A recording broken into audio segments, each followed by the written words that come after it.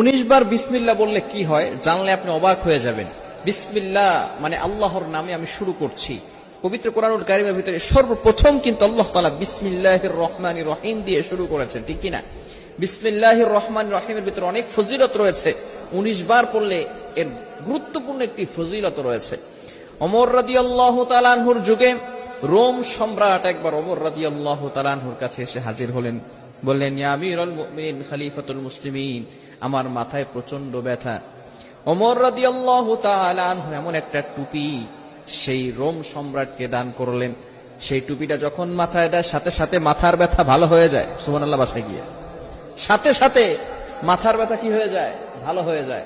আবার যখন সেই মাথার টুপিটা খুলে ফেলে আবার তার মাথা ব্যথা হালকা হালকা শুরু হয়। এবার সকলে অবাক হয়ে গেল সেই টুপির ভিতরে কি আছে। ওমর ইবনুল খাত্তাব রাদিয়াল্লাহু তাআলা আনহু টুপির